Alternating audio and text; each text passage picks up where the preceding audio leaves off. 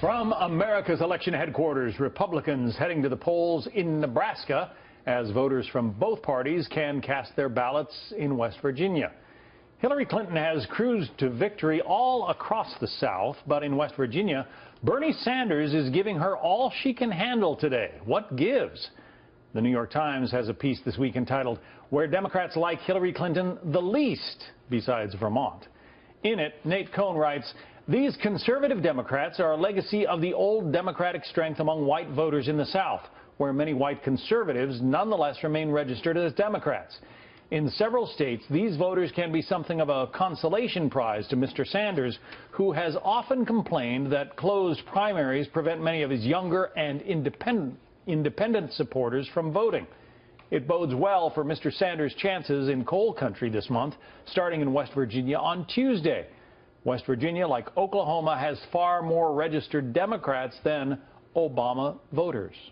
Karine Jean-Pierre is a Democratic strategist and former deputy campaign manager for Martin O'Malley. Pete Snyder is a Republican who ran for lieutenant governor of Virginia and is a Fox News contributor. Welcome to both of you. Karine, should we expect a Bernie Sanders victory in West Virginia? Yeah, I think that Bernie Sanders will probably win West Virginia and Oregon and have a couple of wins before we get to that final couple of states in June. But that's no surprise. You know, I think that we anticipated that.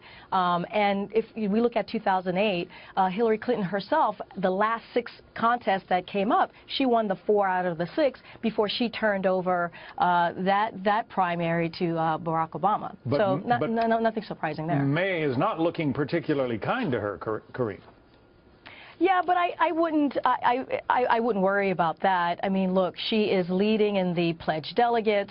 She is in a better place in 2008, in better place than Barack Obama was in 2008. And so she's in a good place. I think what Bernie Sanders is trying to do, which I appreciate, which is, continue to bring up important issues that are going to be critical for whoever the nominee is in November, in winning in November. Well, Karine might appreciate them, Pete, but I don't imagine Hillary Clinton is. She'd like to see him leave this race.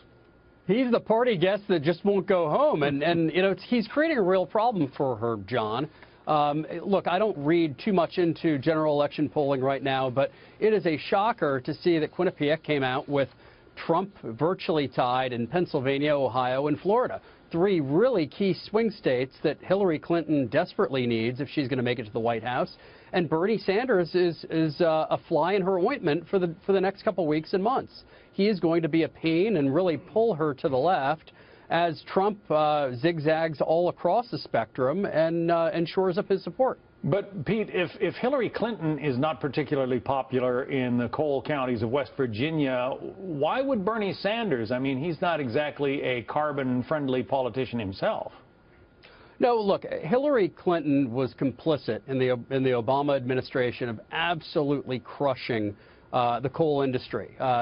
She's wildly unpopular in Southwest Virginia, wildly unpopular in West Virginia. Bernie Sanders is just a vehicle right now for real angst in the economy out there, and with voters who have just had it handed to him time and time again by the ruling class. Right. So, Karine, if Bernie Sanders rolls into the Democratic convention, I mean, maybe he's mathematically eliminated, but if he rolls into the Democratic convention with wins in places like West Virginia, I mean, it just gives him more of a platform to say, look, Hillary Clinton is not the nominee, doesn't have the strength that you think she has.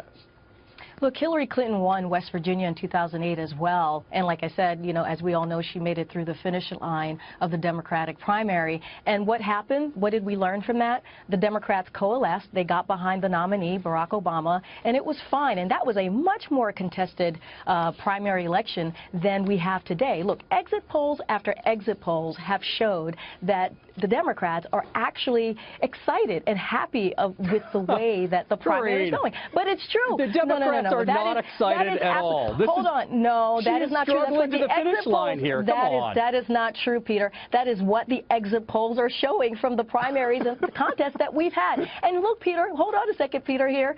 While the Republicans are limiting their access, right, limiting their tent because of with their nominee espousing rhetoric. Hillary Clinton voters barely have a pulse out there. She is limping to the finish line. There is zero excitement happening on the Democratic side. Our side is going to have a larger swath of the population. We've done it before in a much more contested election. So I have all confidence that we are going to come behind.